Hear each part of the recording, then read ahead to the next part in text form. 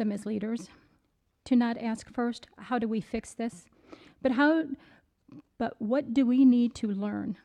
How might we need to change? And to whom do we need to listen? Remember then, because we all forget from time to time, especially in the noisiness of what passes for political debate today, that they not only lead us, but also serve us, and in the responsibility and ours to serve the community for the good of all. Father, remind them that no matter where we live, everyone is our neighbor, our sibling, and throughout the ages, prophets have called the leaders of the people to respect and protect the least of those among us, our children, the elderly, and the poor, those who are hungry and those who have no homes, those who are ill in body, mind, or spirit, the strangers and the immigrants in our midst, and those who live on the margins, and those who are alone, and those who are forgotten. Father, grant them and us the wisdom and the courage to know and to do what is right and good and true. May they and we speak out when it's time to speak, and to listen, Father, patiently and respectively when it is time to listen. We just thank you, Father, for this night. We thank you for guiding this community. We just give this night over to you. In Jesus' name, amen. Amen. Thank you. So we'll call this meeting to order. Madam Clerk, would you please take the roll? Mayor Miller. Here. Alderpersons Clem. Here. McClanathan. Here. Ross. Here. Smith is absent. Busker. Here. Brashaw. Here. Keister. Here. And Chesney. Here. And if you could join us with the Pledge of Allegiance led by Alderman Busker. Pledge allegiance to the flag of the United States of America and to the republic for which it stands, one nation, under God, indivisible, with liberty and justice for all.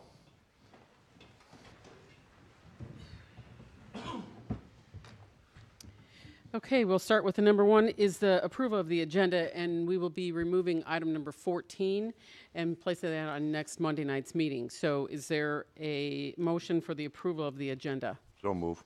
Second. We have a motion made by Alderman Keister, seconded by Alderman Busker for the approval of the agenda. All those in favor signify by saying aye. Aye. Opposed? That motion passes.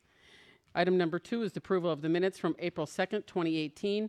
Is there a motion for the approval of those minutes? So moved. So we have a motion made by Alderman Brashaw, seconded by Alderman Busker. All those in favor of approving the minutes from April 2nd signify by saying aye. Aye. Opposed? That motion passes. Do we have any public comments? Thank you, Dennis.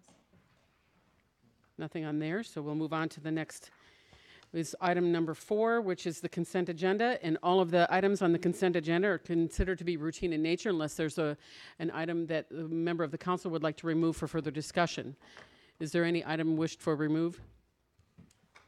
Seeing none, we will have the consent agenda, which is A, the approval to receive and place on file building permits, March 2018, City of Freeport Fire Department Incident and Loss Report, March 2018, City Treasurer's Report, March 2018, financial reports, General Fund, Library Fund, Water Fund, Sewer Fund, Water Sewer, or Storm Sewer Fund, March 31st, 2018. Approval of finance bills payable in the total of $861,207.79, and the approval of payroll pay period ending April 6, 2018, in the total amount of $477,394.39.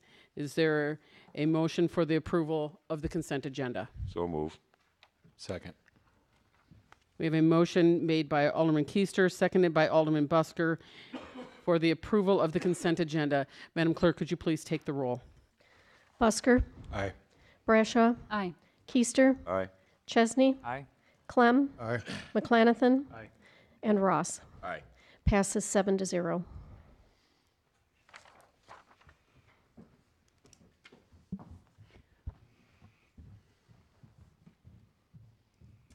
If the bowling team can join me up here.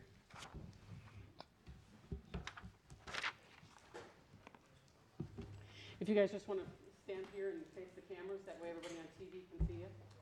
Yep, that'd be fine, thank you. Do you want to join them? No? Okay. Okay, so we have an honorary resolution to recognize the Highland Cougar men's bowling team in the city of Freeport. Whereas the Highland Community College Cougars men's bowling team finished first place in the 2018 National Junior College Championship. And whereas the Cougars bowling team completed a successful 2017-2018 bowling season that included second place out of 18 teams at the Great Lakes Bowling Conference, fourth out of 17 at the Great Lakes Bowling Conference 2, placed 16th out of 40 teams in the Midwest Championship, fourth out of 16 at the Titan Invitation, 13 out of 24 teams at the Warhawk Open, first place out of 12 at the Great Lakes Jayhawk Classic, 24th out of 72 teams at the Kegel Midwest Classics. And whereas this team also placed third out of 17 teams at the Great Lakes Bowling Conference 3, placed 6th out of 17 at the Great Lakes Conference, and 34 out of 77 teams for the Hoosier Classic. And whereas the 2018 National Junior College Championship team members include sophomores Bryce Lawson, All-American, Gary Ramey, Jared Johnson, and Larry Trepalmer III, and freshmen Bailey Louie, Bryce Rives, Evan Yaros, and Trace Ermy, and are to be congratulated on their teamwork and for an amazing season. And whereas the Highland Cougars men's bowling team head coach, Chris Beach, along with assistant coach Thomas Endress and the director of bowling, Jeff Johnson, deserve recognition for guiding this team to success. And whereas the entire Freeport community is proud of the Cougar men's bowling team for their outstanding athletic achievements. Now therefore be it resolved by the City Council and the Mayor of the City of Freeport, we recognize and commend the Cougar men's bowling team for their accomplishments as exemplary members of the Freeport community, their teamwork, and commitment to excellence, and hereby wish them continued success in the years to come. Resolved by the Mayor and the City Council of the City of Freeport, Illinois, on the 17th day of April 2018. Congratulations, men.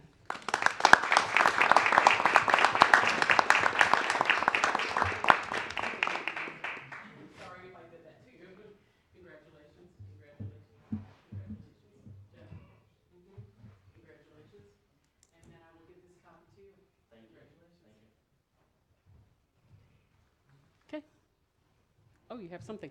Oh, well, how nice. Oh, very nice. Thank you very much. Nice. Never got a bowling pin before. Okay. And then next we have, if Stephanie Felds and any of her volunteers would like to come up, that would be great. All right. Did you want to join her? No, you're just going to be all by yourself. All right. Well, we'll give the guys a minute. He's too tall? Okay. Well, we have a proclamation on behalf of Be the Change. So whereas Be the Change is a group of citizens headed by Stephanie Feld, created to the betterment of the city of Freeport. And whereas this dedicated and energized group of people have organized a citywide cleanup day for Saturday, April 28th, and the theme is Superhero Cleanup Saturday. And whereas this group is encouraging citizens to dress in their favorite superhero costumes and meet at the 11 a.m. at the Reed Park Ball Diamond and then go throughout the city of Freeport to clean up litter. And whereas they should be recognized for their efforts, and be it noted that this is their 4th annual event. And whereas they encourage others to be aware of their surroundings and help keep our city looking beautiful on a daily basis and keep it clean, not just once a year, but every day, all year long. Now, therefore, I, Jody Miller, Mayor, and on behalf of the City Council and on behalf of the people of Freeport, do hereby recognize Stephanie Felds and her team of Be the Change volunteers for their efforts in keeping our city looking beautiful. Now, therefore, I, Jody Miller, Mayor of the City of Freeport, do hereby proclaim April 28th, 2018 as Superhero Cleanup Saturday. So. I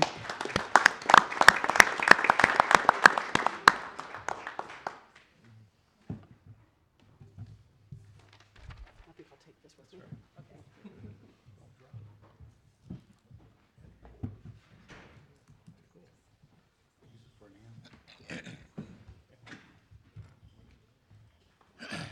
Okay, next we have item number 7, which is a presentation regarding the TIF-based bond for the downtown redevelopment. Manager Crow. Hey, Madam Mayor, after discussion with bond counsel, as we said, we're going to roll the bond over to the next meeting. A couple things is the reason, I'll go over the background on the bond. So as many of you know in the council, we've been working over the last 6 months to secure the bond to work with the Northwest Illinois Community Development Council and NIDA. Initially it was NIDA, and it will be the new co for the city to secure a bond to increase the revenue for revitalization in the downtown. Currently the downtown TIF will only give us enough money basically to cover the bond. That does not really give us the money to really promote economic development. With an A rating, we've worked to secure the bond. Bond amount will initially be $1.1 million. Some of that is because of the expenses to get the bond and do the bond rating will be coming out of the bond. There will be $1 million of bond money that will go along with $2 million from between $2 and $2.5 million we've got pledged from local area banks. Now the question is why is this a GO bond, general obligations bond? Is that one of the requirements from the local bankers when we're dealing with the matching money is that it be a bond that is backed by the full faith and credit of the city as a general obligation bond. The bond will be used to give out, and I should say not hand out, but give out $100,000 loans to small businesses that want to start up in the downtown. The way these businesses will be designed is through the Northwest Illinois Community Development Council will review the business perspectives and their proposals, and the redevelopment agreements will be put together through the new co-organization, and then will be presented to council for approval. Additionally, the CDC will give the ability to give microloans, which are loans between $5,000 and $10,000 to do existing businesses. The microloans will be on a 1 to 3 year basis so that businesses can do changes in lines, bring on new equipment that may be required due to new demands in the businesses. The reason that you'll see in your packet for next week, and you saw in this packet, the blanks is we don't get the bonding rate and interest rate, so we won't see the final payment until Monday morning. And so we'll be getting updated, which we will make available both on the website and a council handout. And the reason we have to do why we're going to suspend the request to suspend the rules is that locks that in. That interest rate is only good for 48 hours. So that will be done Monday morning, and we'll ask for a suspension of the rules. With the interest payments, annually the bond will be somewhere between, the estimation from Spears, somewhere between $95,000 and $105,000, which will be covered in the downtown TIF. These first 2 year payments out of the downtown TIF, we will be required to take some money out of reserve because we are continuing to pay off Joe's Wall. And once Joe's Wall is paid off, the whole amount will be able to be covered through the downtown TIF. We have about, Randy, correct me if I'm wrong, it's about 100,000 in reserves right now in the downtown TIF. So that is when we set this bond up. The requirement for Spears is that we did not go beyond what we could pay out of the downtown TIF. So Spear Financial will be presenting the bond to the board. Baird will be the one that will be selling the bond. And as I said, the purpose of this bond is to grow the downtown, and specifically the downtown, as we go forward. So with that, I'm open for any questions from council. Mr. Alderman Clem. Got to figure out who was who here a second. No, there's been some talk of this and some people really wondering about it and what was going on, and all this is happening overnight and all that, and it's not really. Just so people know, one of the things that's really happened in the downtown TIF over the last number of years is the amount of money in the downtown TIF was primarily used for some facade stuff, some stuff that needed to be fixed, but was basically for maintenance of everything downtown, or replacing some lights or doing this and that, and nothing was really accomplished for the business person, you know, which is original intent of a TIF, is to help everybody move forward. So what they thought of is what was discussed early on, and Peter and I were part of it early on, and Peter's been involved in it ever since, is, you know, what if we could take and combine all this money over the next couple years and do something to back it to where we can get some projects where people can do something. That's going to be one of the important things. You know, Lowell mentioned, the city manager mentioned that, you know, it was like up to $100,000, or there were smaller loans that were needed. Those would be, could be intact. But the basis for this is really to take, everybody isn't going to walk around and get 100 grand. You're basically really going to go through a process that explains just what you're going to do with this, how you're going to expand, what equipment you're going to use. And keep in mind, all these businesses, many of them over the last few years have really been faced with technology issues and all of that type of stuff. So I just wanted to let everybody know, in my mind, this isn't something that happened yesterday. It's been discussed. It's a 100% legitimate deal, and it's a great opportunity, and especially with the helps of the local banks and everything, for people to come forward and be able to do some work on their businesses. Mayor? Alderman Clanathan. Thank you. Thanks, Tom, for your comments. I'd like to echo some of those comments and note it's really that this process has kind of been almost at this time, almost a 3-year process, a little over 2.5, 3-year process. As Manager Crowe said, the last part here in regards to the bond has been about a 6-month process that's worked on, so it certainly isn't something that came up overnight. You go back to the work that we entered and agreed with the City Center organization, looking at the analysis of the downtown buildings, which ones were eligible for potential redevelopment, which ones were in really bad shape, which ones were somewhere in between on that, looking at the infrastructure, looking at the utility analysis. That was all part of this whole process, and now we're here, and throughout that time it was discussed, what is the gap financing, or what are some of the tools that can be used then to help spur development, and that was the last piece of the puzzle, which we're here today, not tonight finishing up, but that's why we're here today, was for that portion of it. What I think is critical also on this is that we're leveraging the resources of the TIF, which only can get us a certain amount of the way, with a substantial investment from the private sector on this. So I think if you combine those two, it's going to really maximize the dollars that we can put in here and make the best use of the remaining life of the TIF, because as we all know, this TIF's been around for a long time, and the amount of increment that it's generating for the lifetime that it's had on it is pretty limited. So what are the tools that you can use? I think this is, if you're looking at the amount of increment that we're generating over the next remaining years of this TIF, I think this is about as good of a use as we're going to have for it, for getting some sort of return on investment and helping transition this downtown area to the period of time when the TIF is expired. Manager Crowe, in light of that, this partnering with the banks also for the additional $2 million, is that something that it's tied, you know, we're bringing X, so therefore they will bring Y to the table? So the way it works is, so the Illinois Community Development Council is made up of 5 bankers, and the idea is that when you go in for your $100,000 loan, the first $25,000 is covered by the city's bond, and then the next $75,000 is covered by the banker's money, and then that will be lent out at an interest rate, and then that will continue to be replenished as people pay that back. So this is really gets it jump started, gets that so that we can have these long-term revolving loans out there. Follow-up, Mayor?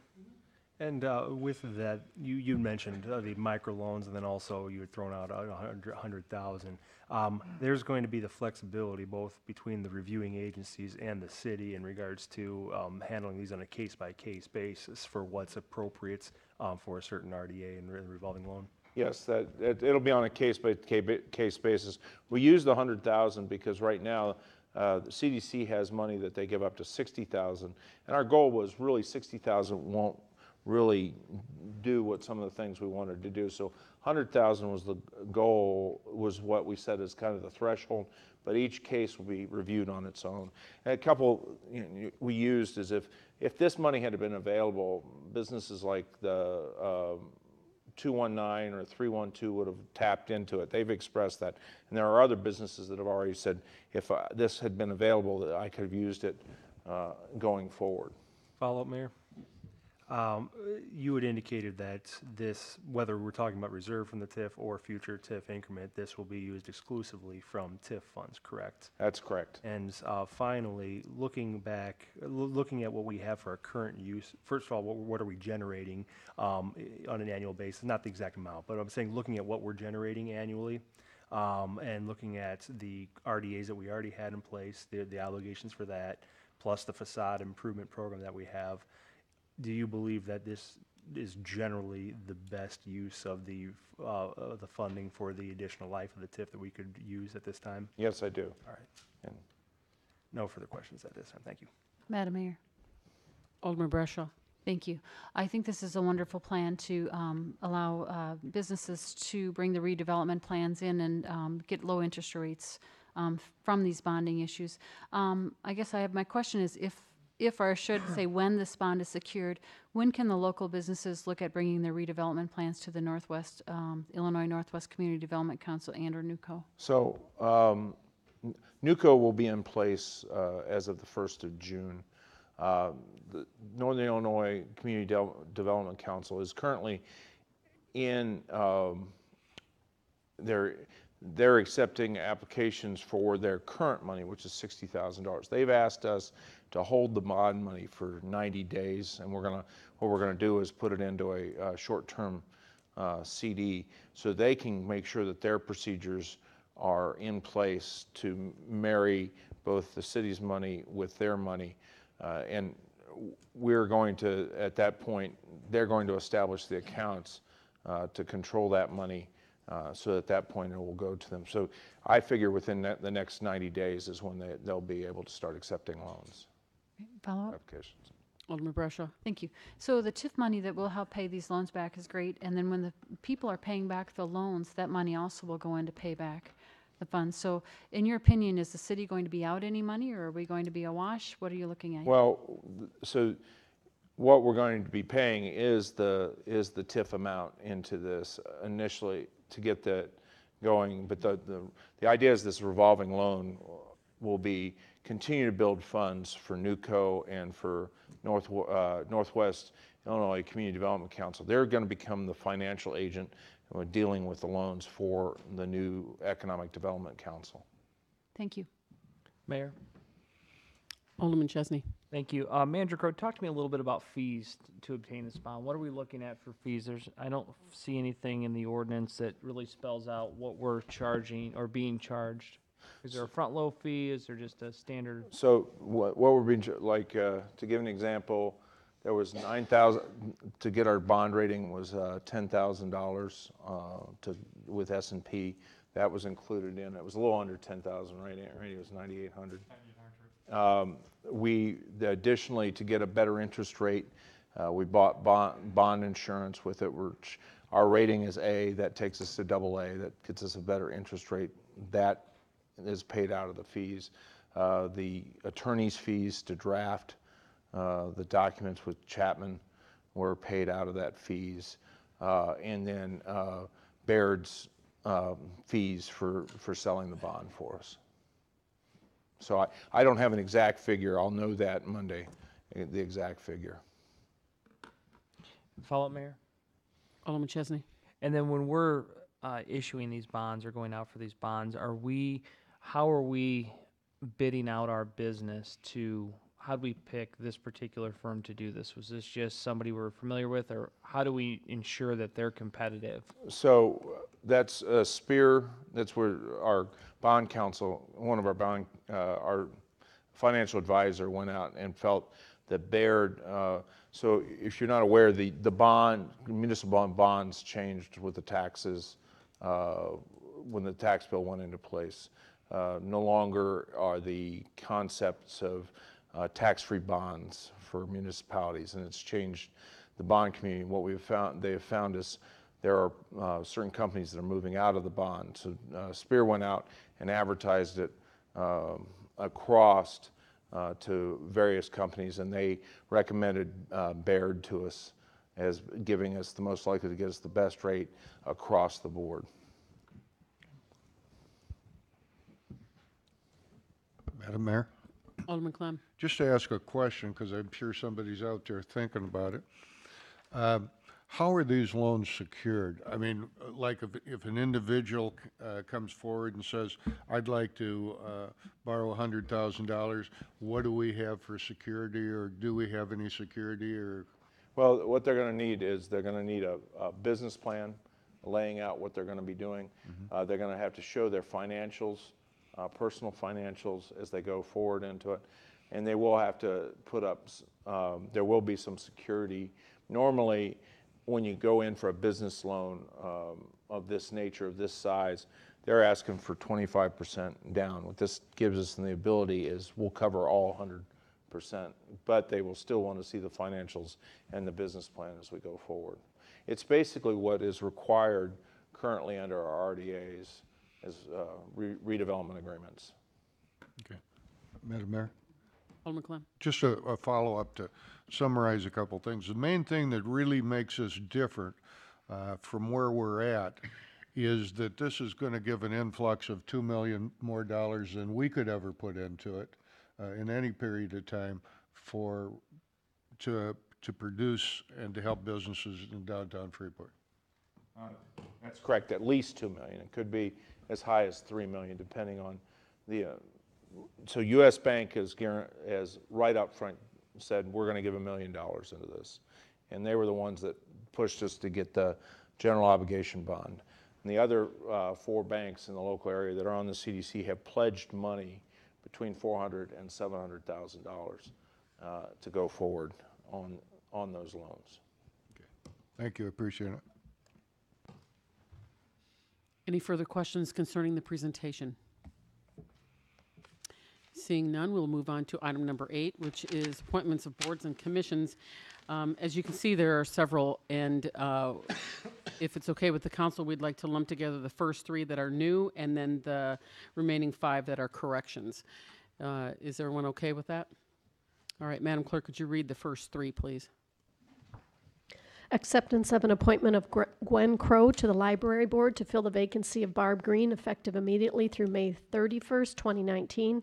Acceptance of an appointment of Sue Bucas to the Library Board to fill the vacancy of Elizabeth Gridley, effective immediately through May 31st, 2019. Acceptance of an appointment of Gail Clore to the Police Pension Board Fund of Trustees, effective immediately through April 30th, 2020. Thank you. Any discussion on those appointments? Madam Mayor, Alderman Brashaw. would any of those persons like to be recognized? Would any of those persons like to be recognized? Anything? Motion to accept. Second. Okay, we have a motion made by Alderman Brashaw, seconded by Alderman Keister, for accepting the appointments as so stated by the clerk. I'm sorry. I wrote Busker. Okay, so could you please take the roll on that? And it should be Brashaw and Busker. Busker. Busker. Aye. Brashaw. Aye. Keister. Aye. Chesney. Aye. Clem. Aye. McLanathan. Ross. Aye. Passes 7-0. Thank you. And then if you can read the remaining 5. Acceptance of appointment corrections to the Board of Fire and Police Commissioners, effective immediately. The seat held by Brian Borger expired on April 30th, 2017. However, records incorrectly showed an expiration of April 15th, 2018. This reappointment shall be effective until April 30th, 2020. The seat held by Elliot Cooper shall have an expiration date of April 30th, 2019. Mark Gridley is reappointed for another term with an expiration date of April 30th, 2021. This is to bring commission in compliance with having only 2 terms expire in any given year. The seat held by Denise McElwain shall have an expiration date of April 30th, 2019. Billy Schroyer is reappointed. This seat expired on April 30th, 2017, however, incorrectly showed an expiration of April 15th, 2018, and this reappointment shall be effective until April 30th, 2020. So those appointments just come into the correction and making us compliant. So any questions on these appointments? Madam Mayor, Alderman Clem. just a question. Can you tell me how we got where we got on these, or how they were discovered, or looks like Aaron's going to do that. So when there is a sheet that's kept by the city, by Diane, there that keeps a track of all the dates for the expirations there. However, in reviewing that sheet, which showed that many of the expirations were coming due in 2018, she forwarded those to me and said, Aaron, I don't think this matches what our code says there. And so I looked at the code and said, yep, you're right. No more than 2 of the terms can come up at any time because we want them staggered there. So we went back and found as best records we could find showing, when some of the last appointments were, and then recalculated based off of that starting date and said and these are 3-year terms. So we would 3 years, 3 years, 3 years. And the problem ended up being that it looked like anytime someone leaves during the middle of their term, any replacement is supposed to just fill for the remainder of the term. So the term should always stay the same regardless of whoever fills the seat. But that didn't happen. When someone came in to fill the new spot, they were given a whole new 3-year term, and that wasn't necessarily accurate. So we went back, figured out when 3 years were, and when they would come due next, and that's how we're fixing it. So that's what's before you. Okay, thank you. I appreciate it. Mayor? Alderman McClanathan. Thank you. In that light, I assume this isn't probably a recent development. Are there going to be additional ones, or do you think you got it all covered at this point? I think we're good. Okay, good. Surprised there's only 5. Madam Mayor, Is there a motion to approve. motion to approve made by Alderman Busker, Second. seconded by Alderman Clem, for the approval of these 5 corrections? Madam Clerk, could you please take the roll on this, please? Busker, Aye. Brashaw, Aye. Keister, Aye. Chesney, Aye. Clem, Aye. McClanathan, Aye. and Ross. Aye. Passes 7-0. Thank you. Item number 9 is the second reading of Ordinance 2018-19. Madam Clerk, could you please read this for the record? An ordinance amending Title VI Administration, adding Chapter 224 to the codified ordinances of the City of Freeport to provide for the position of Deputy City Manager of Finance, Community Development, and Human Resources. Manager Crowe. Thank you, Madam Mayor. So this modifies the code to create the position of Deputy City Manager. It creates a position of Deputy City Manager for Finance, Community Development, and Human Resources as an administrative officer. The Deputy City Manager will also serve as the Financial Director without any additional compensation. This will be appointed by the City Manager in accordance with this ordinance. And the Deputy City Manager must reside within the corporate limits of the city within 6 months of his or her appointment. Thank you. Any questions on this ordinance? Madam Mayor, Alderman Clem. just to kind of summarize it so everybody knows, we talked about this beforehand. It's nothing more than a reorganization of some existing people. There's no additional money and salaries on it. And the biggest thing that it does, should Lowell be out of town for any purpose or anything, it gives a person that is definitely in charge and the person that makes the decisions at that point, correct? That's correct. Correct. Thank you. Any further discussion? Seeing none, Madam Clerk, could you please take the roll on the passage of Ordinance 2018-19? Busker, Aye. Brashaw, Aye. Keister, Aye. Chesney, Aye. Clem, Aye. McClanathan, Aye. Ross, Aye. and that ordinance passes 7-0. Thank you. Item number 10 is the second reading of Ordinance 2018-20. Madam Clerk, could you please read this for the record? An ordinance amending Title 10 Employment Provisions, Chapter 290 Compensation and Benefits, Section 290.01 D and E of the codified ordinances regarding classification plan. Thank you. Manager Crowe. Yes, this modifies the ordinances sections for dealing with the classification program to change the title from, for within the fire department from captain to district chief. It also removes the neighborhood services manager position and adds the deputy city manager position and the deputy finance director position. The deputy, again, this will not have any impact on any money within, there won't change the pay at all. It strictly gets it names in alignment with the new organization we're going forward. We did find, when, as I stated, when we reviewed the initial ordinances, that the position of battalion chief did not exist within our ordinances, so that's why you're not seeing a modification to that. Thank you. Oh, I'm sorry. Where the deputy chief did exist. Questions on this debate? Mayor, Alderman Keister. I know I've talked to Manager Crow and a few others about this quite frequently. I am still very uncomfortable with removing a full-time fire inspector's position and basically making it a part-time inspector with some on-duty personnel. I know in the past, when I was with the department, this was tried. It was not very successful because the time was not available to do what needed to be done. So I cannot support removing the fire inspector, so I will be voting against this. Any other discussion? Mayor? Alderman McClanathan. Thank you. Manager Crow, could you describe, because one of the things I heard was throughout the week was, oh, they're eliminating the fire inspector position and nobody's going to be handling the duties in regards to that. Could you address that? I'll address some of it, and then I'll ask Chief Allen to address some of it. So we're actually, there are two deputy chiefs. There's an operational chief that is a deputy chief that will be handling, will be the second in command for the chief dealing with the operations, day-to-day operations, overseeing EMS, seeing training, and the execution of the fire department. Then there'll be an administrative deputy that'll be handling the grants, handling the fire inspections, and the administrative duties. This also frees up, currently a lot of these duties fall to the fire chief, frees up some of his time as well as we go forward. And I'll turn this over to Chief Allen to discuss a little bit further. Right. We definitely don't want to eliminate the duties of the fire inspector. With this realignment, what it will do is just shift those duties over to a deputy chief position.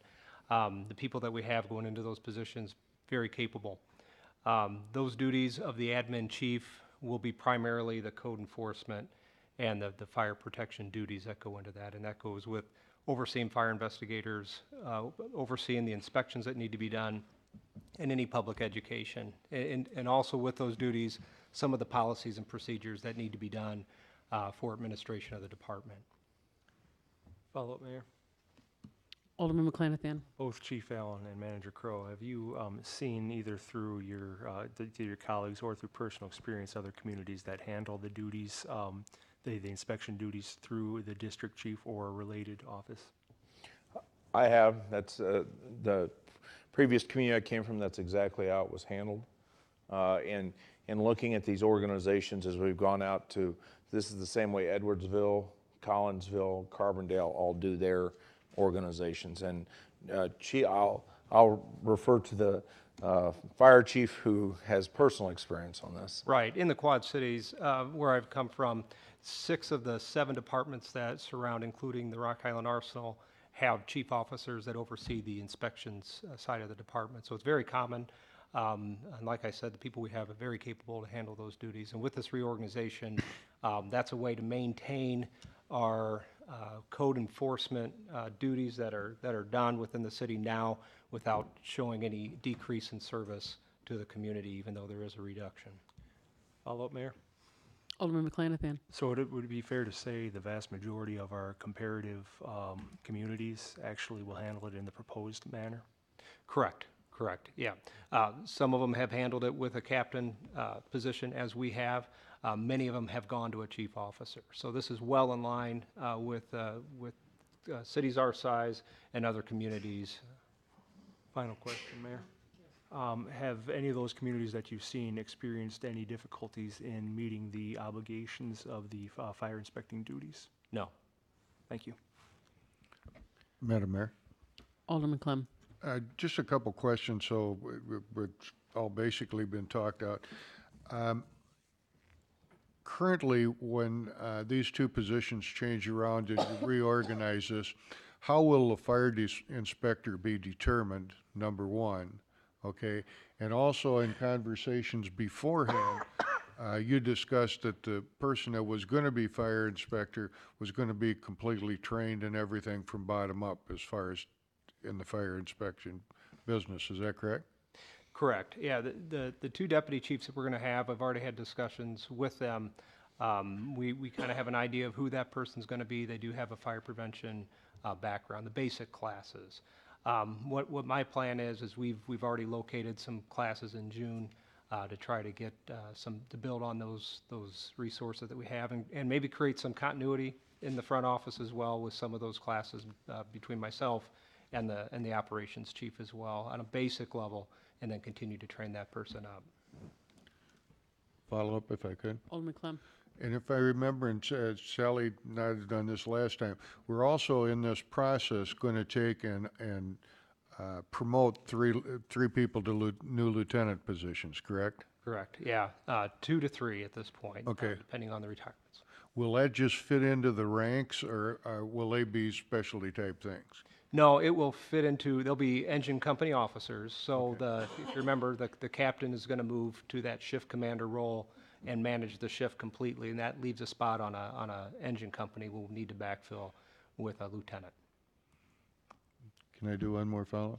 So the whole overall, as we look at this, the whole overall package basically decreases one person in the upper echelon of the fire department. Two? 2 people, Okay. yeah, and it reduces 47 uniformed down to 45 uniformed, the 2 coming out of the inspectors and 1 battalion chief rank.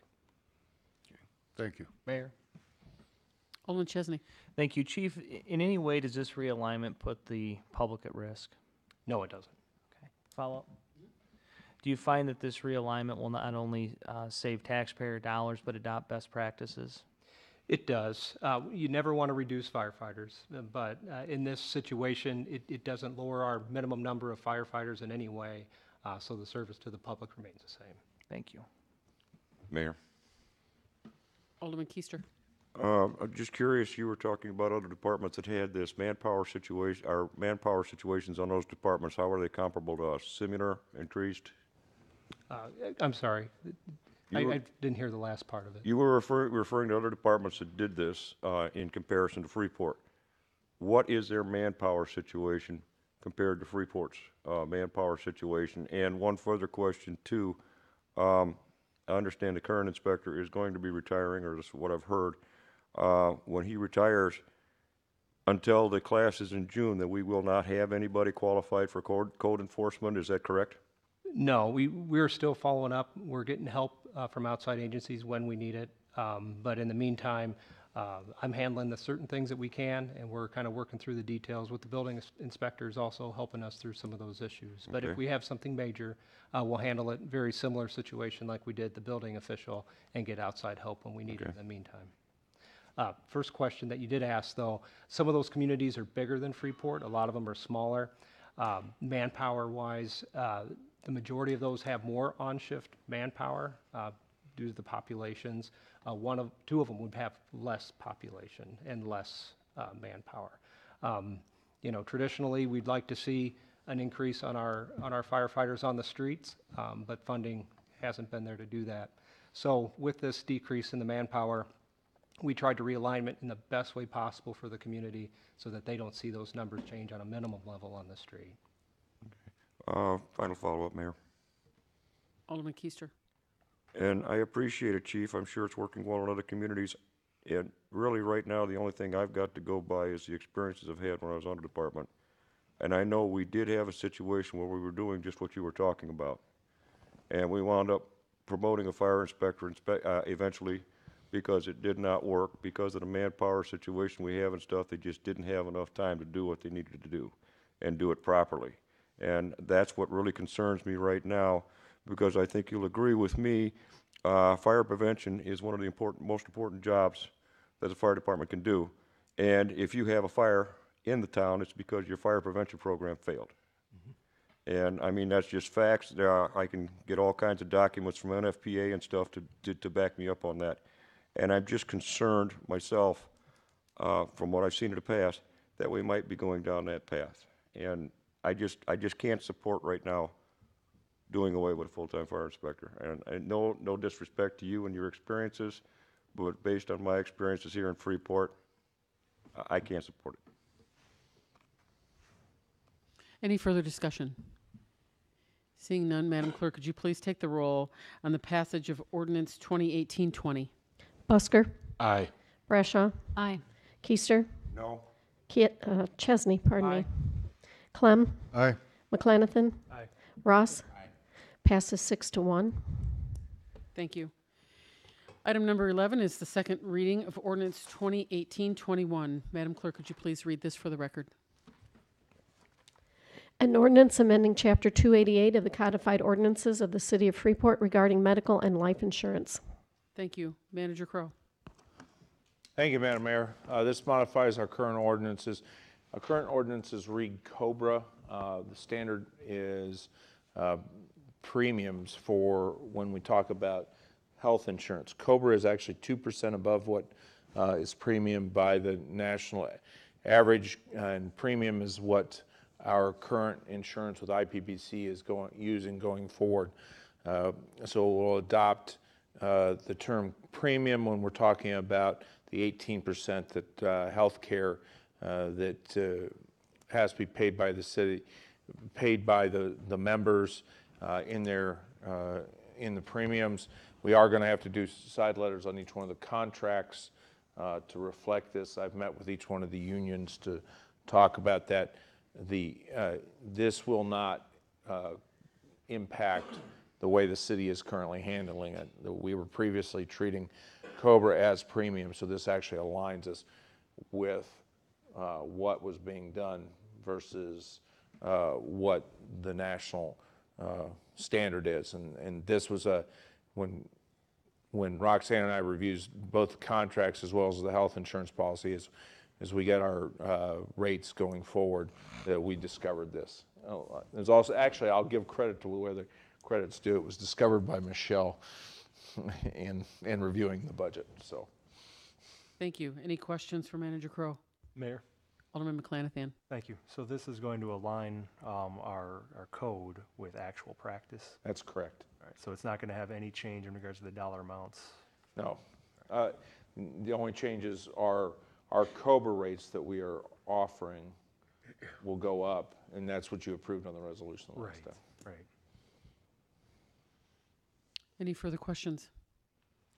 Seeing none, Madam Mayor. Clerk. Oh, Alderman Keister. Just one quick question, I guess, for the attorney. Since I am on the insurance, would it be considered conflict of interest for me to vote on this? Okay, thank you. Madam Clerk, could you please take the roll on the passage of Ordinance 2018-21? Busker. Aye. Brashaw. Abstain. Keister. Abstain. Chesney. Aye. Clem. Aye. McClanathan. Aye. Ross. Aye. 1, 2, 3, 4, 5 to 0 with 2 abstention. This is a 50%. Okay, and that passes. Thank you. Item number 12 is the second reading of Ordinance 2018-22. Madam Clerk, could you please read this for the record? An ordinance amending Chapter 242 entitled Fire Departments, Section 242.53, Fire Department Capital Fund of the Codified Ordinances of the City of Freeport. Thank you. Manager Crowe. Yes, this aligns for this fiscal year, realigns the distribution of funds out of the fire capital fund for 40% for the fire and 60% with the city. The city's done this the last couple years. This was to help ensure that we help with balancing the general fund budget. This is one of the recommendations that Chief Allen made to me going forward to help balance that budget. So, Thank you. Questions? Seeing none, Madam Clerk, would you please take the roll on the passage of Ordinance 2018-22? Busker, Aye. Brescia, Aye. Keister, No. Chesney, Aye. Clem, Aye. McClanathan, Aye. Ross. Aye. Passes 6-1. Thank you. Item number 13 is the second reading of Ordinance 2018-24. Could you please read this for the record? An ordinance amending Chapter 242 entitled Fire Department of the Codified Ordinances of the City of Freeport. Thank you. Chief Allen. And this one, just follow up on what we talked about earlier. This takes the captain, makes them into a district chief as the oversight for the shifts to fall in line with the completion of the reorganization. Any questions for the chief? Seeing none, Madam Clerk, would you please take the roll on the passage of Ordinance 2018-24? Busker, Aye. Brescia, Aye. Keister, Aye. Chesney, Aye. Clem, Aye. McClanathan, Aye. Ross, Aye. and that passes 7-0. Thank you. Item number 15 is the first reading of Ordinance 2018-26. Could you please read this for the record? An ordinance providing for the issuance of a dollar amount to be determined next Monday, taxable general obligation bonds, Series 2018 of the City of Freeport and Stevenson County, for the purpose of financing capital municipal improvements, providing for the levy and collection of a direct. No, well, you're not reading. That was weighed over to the next. Just skip one. Yeah, we pulled that. We pulled That's the that. one that was pulled. My apologies. Ordinance 2018-26, a supplemental appropriation ordinance of the City of Freeport, Stevenson County for the fiscal year beginning May 1, 2017 and ending April 3rd, 2018. Thank you. Director Bucus or Manager Crowe? I'll let Director Pucas. Thank you, Your Honor. This is just an annual, basically, cleanup of our budget. If you notice in the appropriation ordinance, we do show what the original appropriation was and what we're amending those line items to be. Basically, it's almost the same as was originally appropriated. We're just moving some monies around to different line items. And just to add, we are at 84% of budgeted amount right now, so we're under the budget. We are lagging a little bit in revenues from the state. Madam Mayor, Alderman Clem. and this is a yearly thing. I mean, it's done all the time, so, correct? That's correct. Okay, thank you. Make a motion to move it forward? Second. Okay, we have a motion made by Alderman Clem, seconded by Alderman McClanathan to move Ordinance 2018-26 onto the next regularly scheduled meeting. Is there any further discussion? Mayor, Alderman Chesney. Director, do you need this moved up? Is there any benefit to that?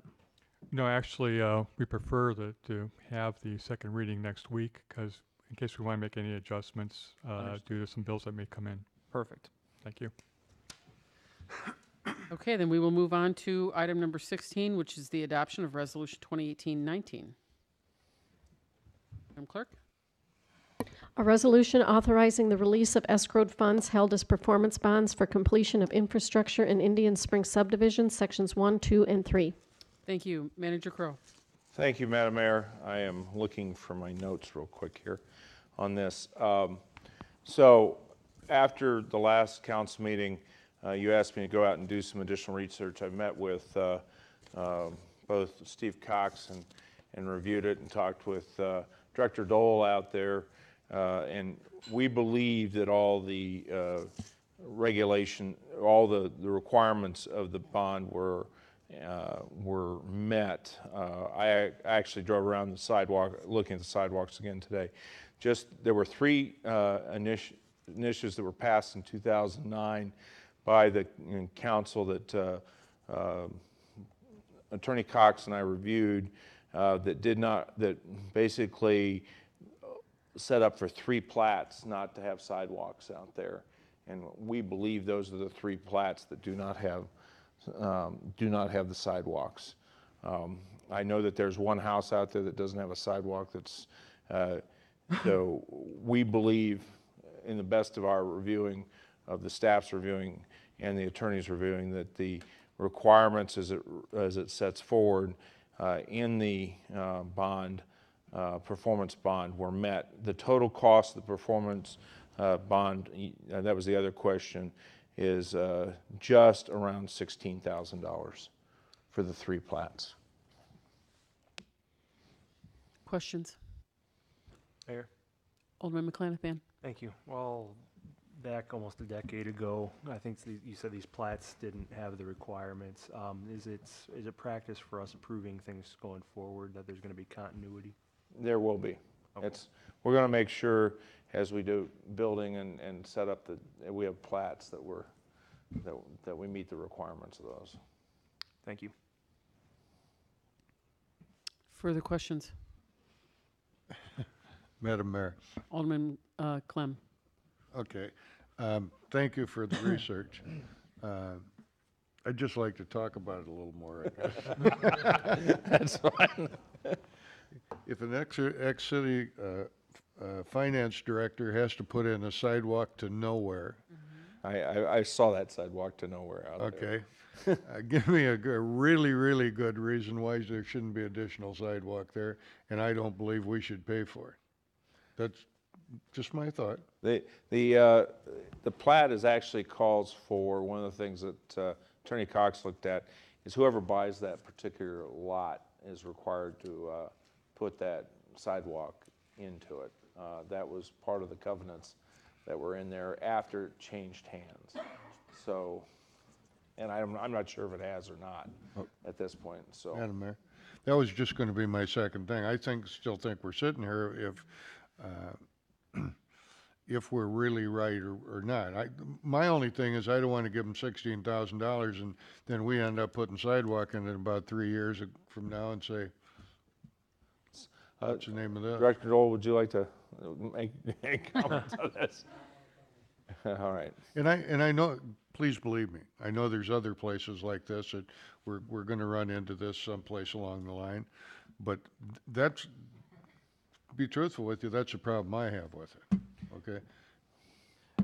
Mayor? And if they are the original owners, Well, part of the issue here is that Lynn Meyer, who passed away in 2012, and the estate is trying to. So the owner of this is now the whole plat of the whole amount is the estate. So that has changed hands, but that particular plat, we believe, is one of the ones that was waived by the city in the ordinance. You were, I believe, on the council at that time, but that's... don't flirt me like that. No, I'm not. I would just say you may have some more background that I don't have. But No, that's what I was trying to think of, why, but I one of the plats was the one that's right next to the church that was waived.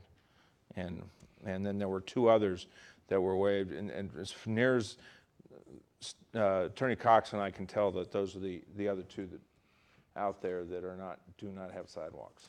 Mayor. Alderman Chesney. Manager Crow, I still find, I have my suspicions like Alderman Clem, and I haven't been on the council quite as long as him, but I don't believe, I don't believe that somebody forgot about $16,000 and, 23 years later now that we're collecting. Are we certain that if they're owed the money, we want to pay it? However, there's got to be more to the story. It just doesn't look right. I see heads going down, and there's... No, if we've met our obligations, and you tell us that we've gone before legal counsel, I'll support it. But it just, are you certain? As certain as I can be. I did confer with Steve. I've actually driven out there looking at and I know the 2 plats that are particularly of question, and we believe, to the best of our knowledge, that the requirements have been met. Alderman Brashaw. Thank you, Mayor Miller. Manager Crow, I think part of the situation too is that the lots in question near our former finance director's home are undeveloped lots. And as far as I know, they did not have to install sidewalk until they were developed or built upon, because they are empty lots owned by the church. It is a shame a very big shame that they were sold to the church without having it in writing that they had to do the sidewalks, because I see children daily walking in the street because there's no sidewalk. Sometimes they walk on the grass, but when the snow comes and there's a huge snow berm there, they must walk in the street. And these aren't all big children. Some of them are very small children too, and it does bother me greatly. Thank you. Any further questions?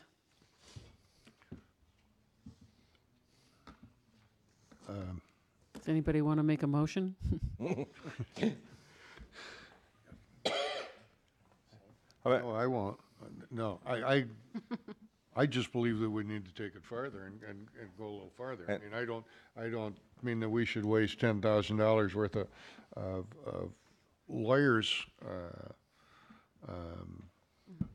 costs over this, but I think we're in a bad position. I'm not saying we're in a bad position. It's a bad position because somebody's been killed out there. And I mean, we can have as much enlightenment on it as we could, but there was a woman killed out there X number of years ago on the other side of the street, on the other side of Greenfield for the same reason, and no sidewalks. And for the council, I don't have a problem to continue to do this research and come back with you. I don't have a problem with that. I don't have. Mayor, Alderman McClanathan. what additional question is? I mean, are you wanting to bring back the plats showing, or my understanding is you said there's an ordinance. There were three ordinances that Three were ordinances passed. that said they didn't have to do a sidewalk. And you've seen them, I have. and you've reviewed the plats. We have. And the plats indicate that the sidewalks don't have to be put in until a new owner. New owner or built on that particular property. What else? I mean, Mayor? Alderman Chesney. Manager Crowe, how many hours have we spent on this? Between Steve and I, we've spent about 12 hours on it. Follow up? And after 12 hours, the best we conclude is they're owed the money. Yes, that's correct. I'll make a motion to approve. Second. Can we still have discussion though? Yeah. Okay. Madam Mayor, Yes, Alderman McClellan. was there let me just ask you this question. Was there a fairly thick pile of documents on this in the Community Development Department? There was. And in fact, I have some of the memos, that's what I was sorting through, some of the memos that lay out the exact process for each one of the plats. And we used that when we were looking back at the ordinances and then pulling the ordinances were also listed in there. And it even goes to the fact over the funeral, the death of Lynn Meyer, the establishment of the estate, that previously they met with the other owner, Mr. Siedenberg, who contacted the city, who felt that he had met the requirements of the ordinances, and then the sidewalks and the improvements in Indian Springs were laid out. So all of those documents were in here clear. This all started back. We were initially contacted by so Mr. Meyer, Lynn Meyer died in 2012, and it's taken this long to get the estate settled because of some issues between the partners. Madam Mayor? Alderman Chesney. Thank you. Alderman Clem, I share your hesitation.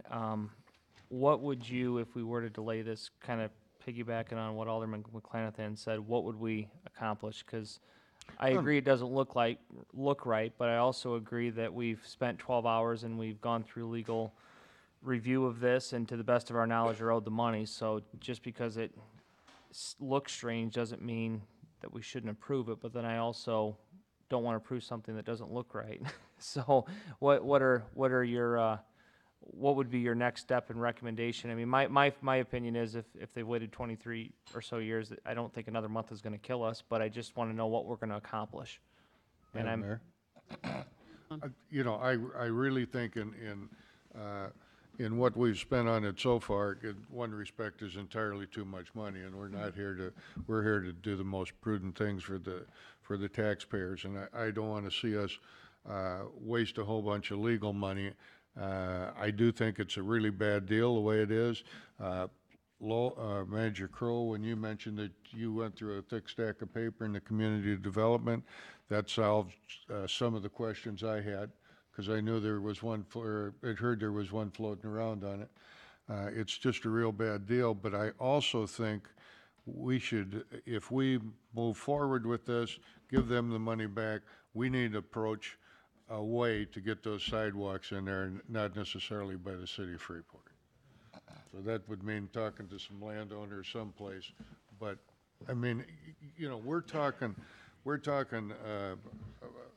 a short amount here. I mean, here we're talking a couple hundred feet of sidewalk, but if it's all in the safety and everything else for the community, I think we should pursue it farther, but I'll support the release of the funds.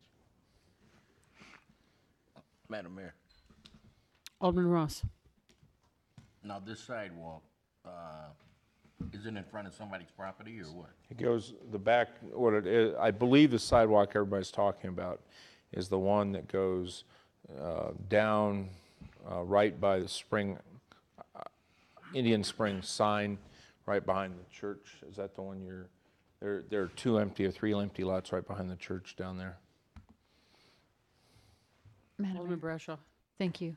The one I was referring to was on the east side of Greenfield, between Indian Springs Court and Stevenson. That whole corner there is undeveloped, and 2 of the lots are owned by the church, and 1 of the lots is owned by a private resident on the corner in the farmstead. Corner, right. And, So, Alderman Brashaw, do they even connect up with what this resolution is? I believe that the 2 empty lots have something to do with the development plan. I'm not against this resolution per se. I just want people to be aware of it, and I was hoping someday we could make a change to an ordinance, but I would assume that they'd be grandfathered in. I don't follow know. Madam Mayor. Alderman Ross. Who's gonna be responsible for maintaining the sidewalk if it's put into place? If it's put into place, it sits on the back end of a church, and then there's a house right there on that corner. And that's where he talks about there's a sidewalk going to nowhere. It's literally goes out and stops right there. And so that, if it were installed, as always, it goes to the owner of the property for maintenance. So it would go, at that point, it would go to the church who owns 2 of those properties.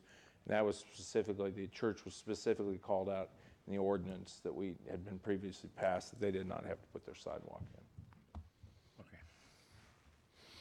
Can I retract my vote from 2009? No.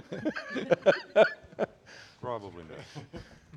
Okay. Any further discussion? We have a motion on the floor made by Alderman McClanathan, seconded by Alderman Busker for the passing of Resolution 2018-19. Madam Clerk, could you please take the roll? Busker, Aye. Brashaw, Aye. Keister, Aye. Chesney, Aye. Clem, Aye. McClanathan, Ross. Aye.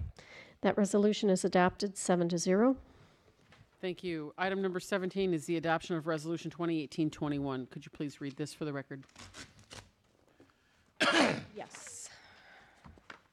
Resolution of the City of Freeport authorizing and approving an intergovernmental agreement with the Village of Shannon for street sweeping assistance. Yeah. Manager Crowe. Oh, I'm going to turn it Director over to Dole. Director Dole.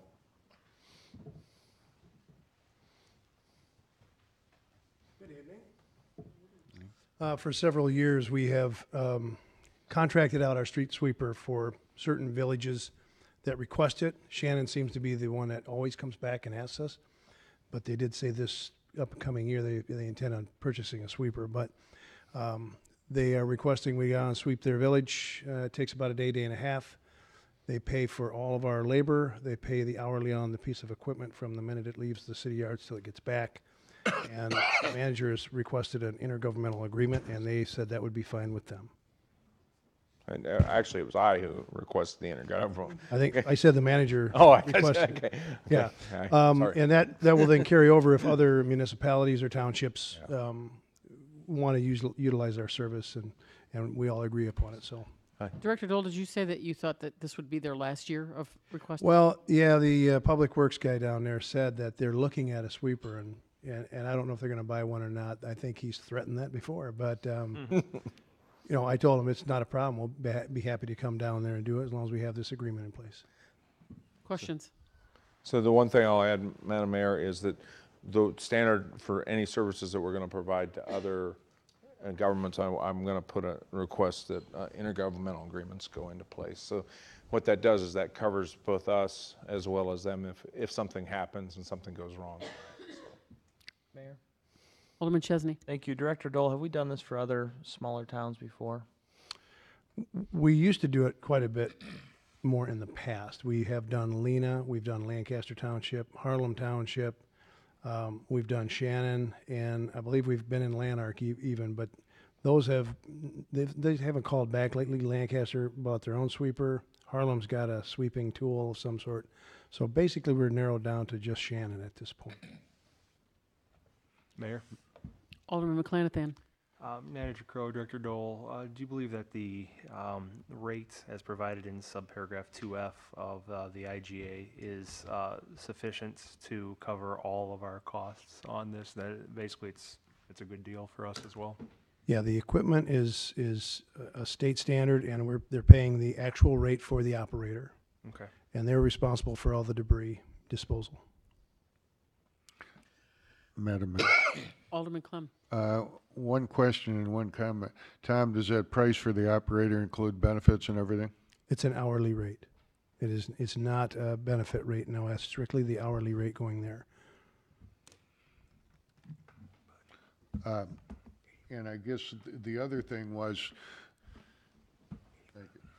okay, and the other thing I'd ask is, you know, this is one of the things we talked about doing with our vector truck or our camera truck also. So it's in line with doing that. I don't see any reason where there'd be a problem. So I'd make a motion to move it forward. Second. You want to make a motion to approve that? Yes. Okay. And who was the second? Art. Either one. Okay, any further discussion on this resolution? Well, we have a motion made by Alderman Clem, seconded by Alderman Keister for the adoption of Resolution 2018-21. Madam Clerk, would you please take the roll on the adoption? Thank you. Busker. Aye. Brashaw. Aye. Keister. Aye. Chesney. Aye. Clem. Aye. McClanathan. And Ross. Aye. And that is adopted 7-0. Thank you. Item number 18 is the adoption of Resolution 2018-22. Madam Clerk, could you please read this? Resolution of the City of Freeport authorizing submittal of the application dated April 16, 2018 for a public transportation capital assistance grant under the Illinois Department of Transportation's general authority to make such grants for dispatch software for Pretzel City Transit. Manager Crowe. Actually, I'm going to turn this. Nancy was originally going to be here, but she came over by headaches, and she's turned this over to Director Bucus and for his presentation. Thank you. This is an application of the Capital Assistance Grant for dispatch software. The vehicles will be outfitted with tablets for improved communication. It will also have an app for passengers to use and be able to use to accept credit cards. Thank you. Questions for Director Bucus? Mayor. Alderman Keister. I guess my main question on this is the way it was set up in the past is they had to call a day in advance to set up the pickup for their route.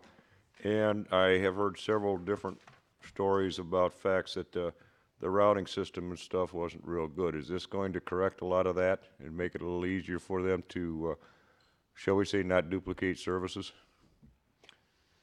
So this new software is supposed to be in reading the both the ordinance and as the information that was received on the software is supposed to make it basically a call and reports. They show up, and it from every indications from other communities that have used this type of software through this grant, this has improved their services. Follow up, Mayor. Alderman Keister. Yeah, and I appreciate that, Director Kroll, because I know in several cases I've heard people saying that they were They're waiting for a Pretzel City bus. One pulled up, but it wasn't for them, and they had to wait for another one to come by and get them. And I'm hoping that this will help streamline it and eliminate it, because I've heard quite a number of complaints along that venue for it. So I'd like to make a motion to approve.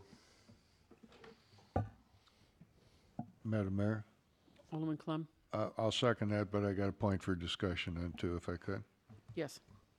I talked with Forrest Sen, who basically is a transportation guy and who works with them, and this was just a little while back, because he's been working for getting the software package for a considerable amount of time, because everybody knows this is one of the things. And he told me at that time they were basically just waiting for this grant was coming out where we were able to get it under that, and would be a great cost saving. So, you know, just based on that being able to enhance the system that they have, because they are picking up more people all the time, it would be a good benefit. Okay, so we have a motion made by Alderman Keister, seconded by Alderman Clem, for the adoption of Resolution 2018-22. Any further discussion? Seeing none, Madam Clerk, could you please take the roll? Busker. Aye. Brashaw. Aye. Keister. Aye. Chesney. Aye. Clem. Aye. McLanathan. Aye. Ross. Aye. That resolution is adopted 7-0. Thank you. Item number 19 is the adoption of Resolution 2018-23. Madam Clerk, would you please read this? Resolution of the City of Freeport authorizing and approving a purchase of service agreement with the Stevenson County Senior Center, doing business as Senior Resource Center. Is that you, Manager Crowell? Well, I can, Okay. I know both of us are ready to address this. So one of the things that is that they're waiting on the service agreement. This is the service agreement between the city and the senior center on how we execute it. This has been reviewed by Aaron, made some adjustments to it. This needs to be approved this evening so we don't lay off members of our of the Pretzel City Transit. This agreement has taken us, in the past, this agreement has just been worked with the attorney from the senior center. This time I asked Aaron to also review it so that we make sure that the city is well represented and all of our facets are met, as Aaron does the review of all of our contracts as we go forward. So that was the reason why you didn't see this earlier, is we finally met a point where both us and the Stevenson County Senior Center were happy with the agreement. Mayor? Alderman Chesney. Thank you. Manager Crowe, is there a highlight of maybe any changes in here that, because we didn't get a red line that I recall. Okay. I apologize that you did not get a red line on that. Aaron, can you go over some of the changes that you made in the agreement? The substance and term of the agreement are basically the same as the prior agreement, is my understanding. So where the money's coming from, any matching funds, those are all the same as before. As this was really the first time, well, certainly the first time that I had reviewed the agreement, there were mostly grammatical changes and such, and then confirming with Forrest, items as to shifts, when the buses would run, what the fares would be, and the such. So fares did, I think, go up $1, is my recollection. Hang on.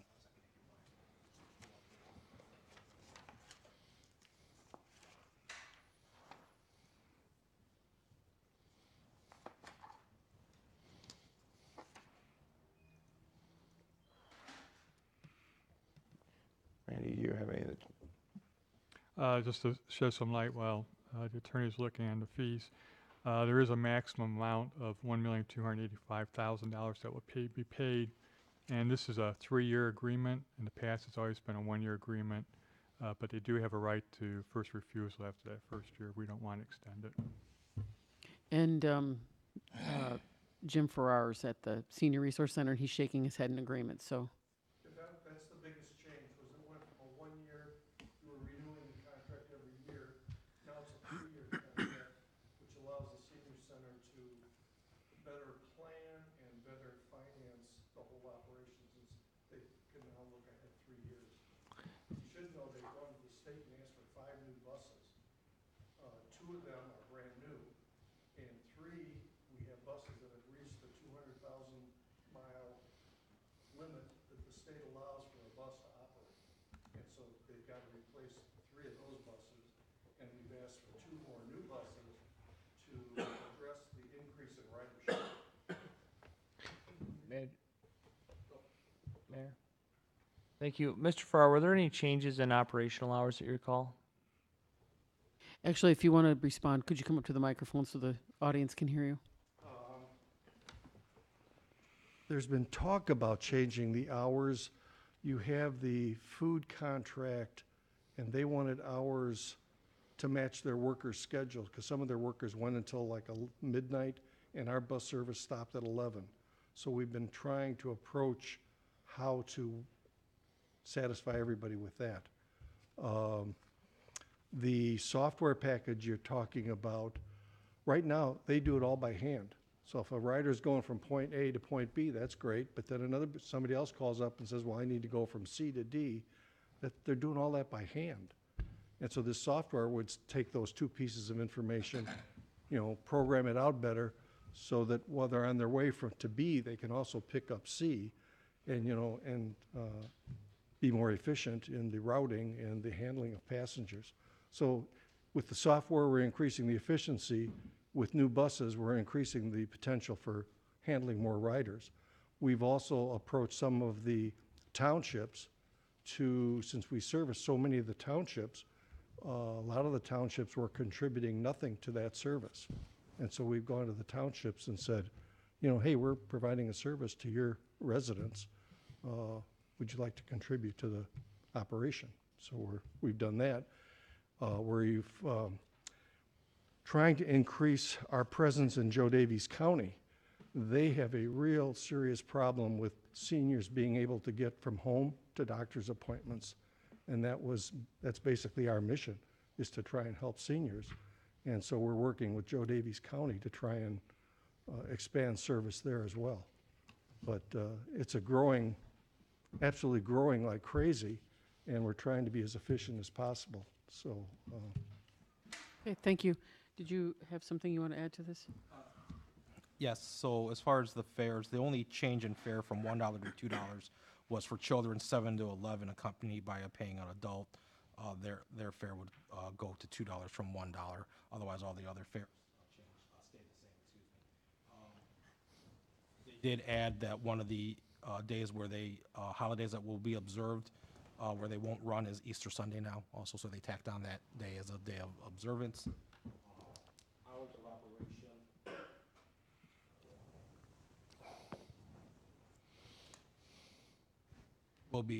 Looks like hours of operations are going to be Monday through Friday, 6 a.m. to 12 a.m. and then 6 a.m. to 1 p.m. on Saturdays. The starting hour it used to be 5 a.m., but they're changing it to 6, so maybe there wasn't a lot of ridership at 5 a.m. in the morning, potentially so. But in speaking with Forrest, confirming with Forrest that these were in line with his suggestions, that he was fine with, so.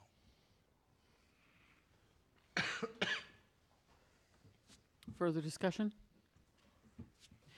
And like Manager Crowe said, this is something that has to be taken care of this evening, so that way no one gets laid off in this process. So is there Madam Mayor? Yes, Alderman Brashaw. Motion to approve. Second. Okay, we have a motion made by Alderman Brashaw, seconded by Alderman Keister for the adoption of Resolution 2018-23. Madam Clerk, could you please take the roll? Busker. Aye. Brashaw. Aye. Keister. Aye. Chesney. Aye. Clem. Aye. McClanathan. Aye. And Ross. Aye. That resolution is adopted 7-0. Thank you. Item number 20 is the approval of bid mowing of properties with tall grass and weeds. Manager Crowe, is that going to be you or Randy? I can do it. Okay. We were both there, so. We received one bid for mowing, and that was from TNL Preservation for $15 per hour per person. We had sent out bid packets to all the previous bidders, and we even posted online as well as in the newspaper. Last year, we received 3 bids, and the low bid was from TNL, and they were at the same rate and they're at the rate of $15 per hour, which is the same they're bidding on this year. So we're recommending approval of this bid.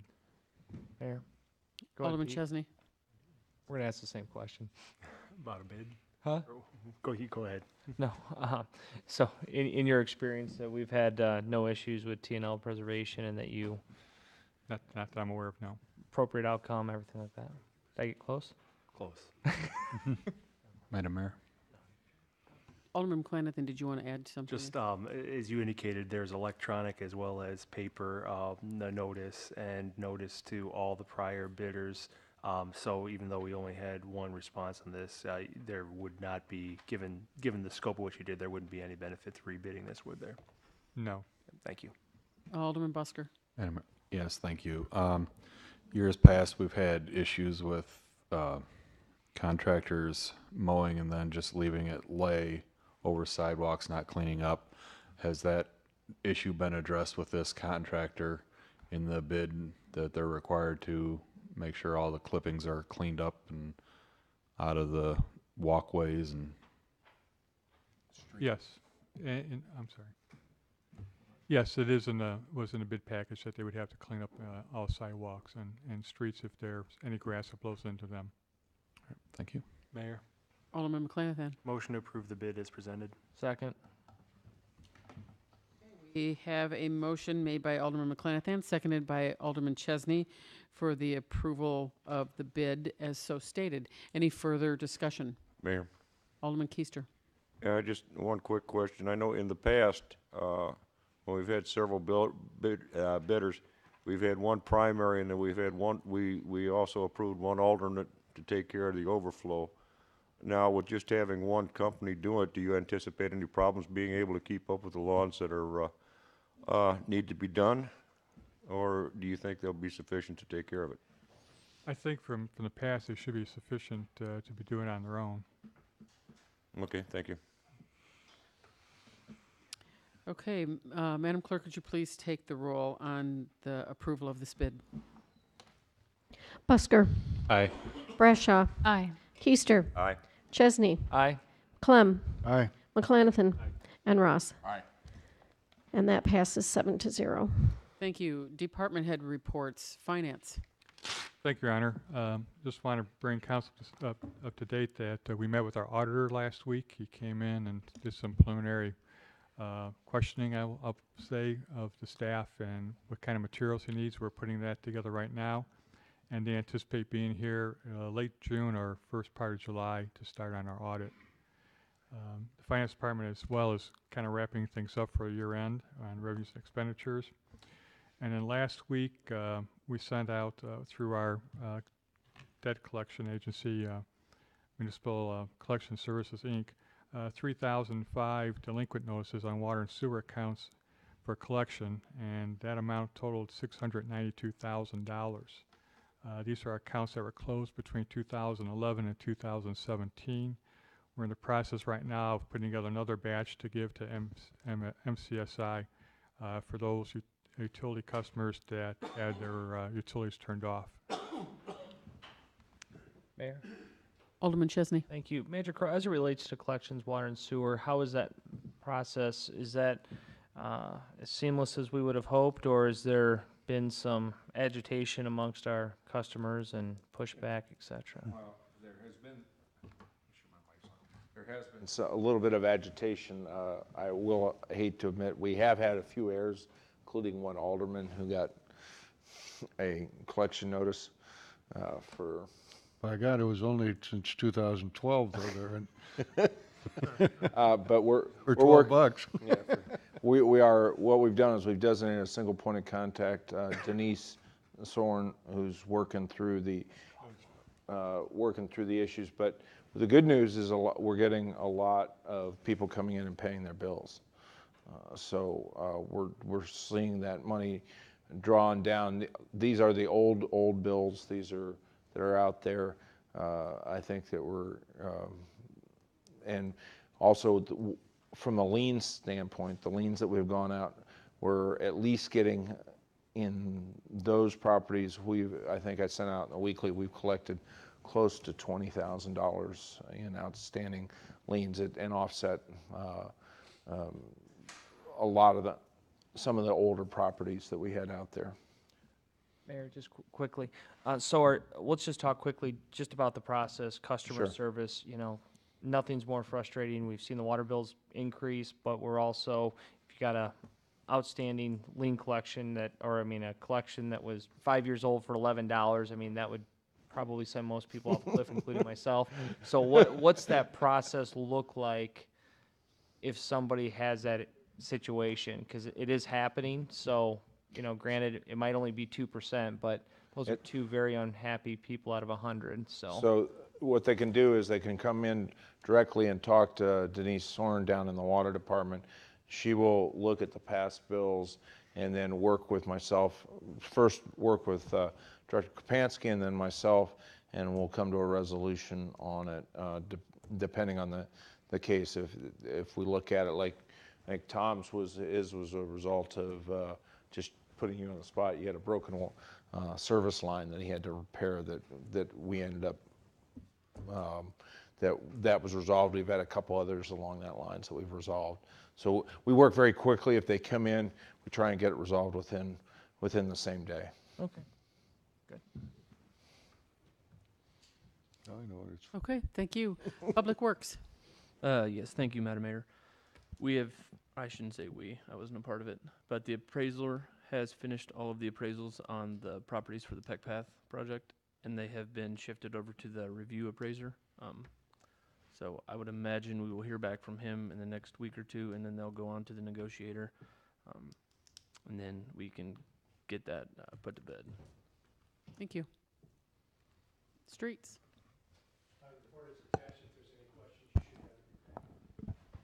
And congratulations, Tom. Yes. Fire. Thank you, Madam Mayor. Just want to brag on one of my firefighters. Josh Wilkin just finished his paramedic certification, passed his state exam. So as we bring new firefighters on, and if they're not paramedics already, we have to send them through paramedic school. He did very well. He's excited to be done with the classes, and now we can move him into the mix and get him on the ambulance. So just wanted to bring that up to you. Thank you. Please.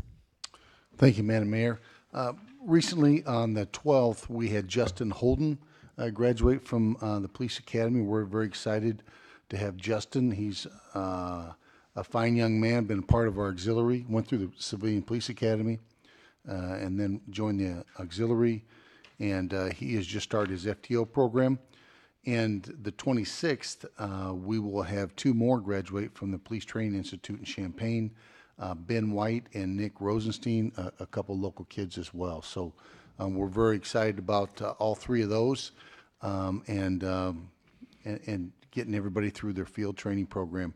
Also, I just wanted to, a quick reminder out to the mayor, city manager, and all the council members about the Civilian Police Academy. We have an opportunity, if you check your emails, to attend our training tomorrow night. It should be very, very interesting and educational as well, if you haven't checked that. Sent those to your city email sites. That's all I have. Thank you. Water and sewer. Yes, thank you, Madam Mayor. I'd like to go and talk about the test wells that we're having drilled right now over at the Burchard site. They've basically taken the drill rig away. They've moved it over to the Sierra Court site, and they started drilling at that site roughly last week, Wednesday. At the Burchard site, they're doing some flow testing and water quality testing, and I expect them to be off of that site by the end of the month, and then they're just going to focus their full attention on the Willow site until that task is complete. Thank you. Madam Mayor? Alderman Clem. Just a quick one, Tom. How has JCY Wi-Fi, have they moved into installing equipment on the tower and that kind of stuff? Everybody's pointing. Oh. Kurt's note. Kurt's coordinating JC Wi-Fi. Thank you. IT, did you want to add anything else? And that concludes the department heads. So Manager Crowe. Yes, just a reminder, council, we'll have our public hearing at 5:45 for the budget on next Monday, followed by a short council meeting where we will present the final reading on the budget, the appropriations modification, and the reading for the bond. I should be receiving the bond information sometime in the morning, at least that's what I'm being told. And as soon as I get that, I'll have Dovey post on the website the modified ordinance. In addition, I'll have those ordinances available to you at your desktops. And that's all I have, Mayor. Thank you. And I would just like to encourage everyone, if your schedules allow, to be able to come to the super cleanup, and please don't feel like you have to dress up like a superhero. Oh, come on. If you want to, it's optional. Otherwise, Alderman Busker. Nothing this evening. Thank you. Alderman Brashaw. Thank you, Your Honor. I too echo your remarks in having everybody join for the superhero cleanup, but I want to see everybody dressed up. I think that'd be like really cool. I do want to remind my constituents that we will have a neighborhood watch meeting the first Thursday of May, which will be May 3rd at 6 p.m. at Schwartz Funeral Home. Thank you. Thank you. Alderman Keister. Yes, thank you, Mayor. Real quickly, 7th Ward Neighborhood Watch meeting on the 25th at 6:30, main fire station on Walnut and South Street, and I understand the mayor will be there this year, or this month, to the meeting. I've got it on my calendar. And I also have 2 granddaughters I have to take to tumbling, so I'm going to try to tumble that out. Okay, thank you. That's all I have, Mayor. Thank you. Alderman Chesney. Nothing tonight, Mayor. Thank you. Thank you. Alderman Clem. Nothing tonight. Thank you. Alderman McClanathan. Nothing further. And Alderman Ross. Yes, we're back at Neighborhood Watch on April 19th, being this Thursday. It's going to be at the VFW at 6 p.m. Also, the residents in the area of Carroll, I believe, and Carroll and Galena going north, they've been after me for some time now to get, see about getting some no semi signs down the street due to the fact that the telephone lines and now the cable lines are being torn down by the tall trailers. We began working on this last year. So if we can possibly do something with that, not only on Carroll, but on Adams too, those trucks, it's getting to be summertime, and with the amount of kids in that area, we don't want to see any problems. So if we can do something with that, that would be great. All right. Thank you very much. And last is public comments. Tommy. I wanted to tell everybody that car is all gone that was. They took it away. It's all gone. And roll call, I want to ask you, did you hear something about the weather going to be in Kmart? That's still being processed. The Kmart may change hands again. Then what about that old Eagle store down there by? That is still being worked. Thank you, Tommy. Any other public comments? Seeing none, I will entertain a motion for adjournment. So moved. All those in favor signify by saying aye. Aye. Have a good evening. Okay. You pull the end off of it, just let me know.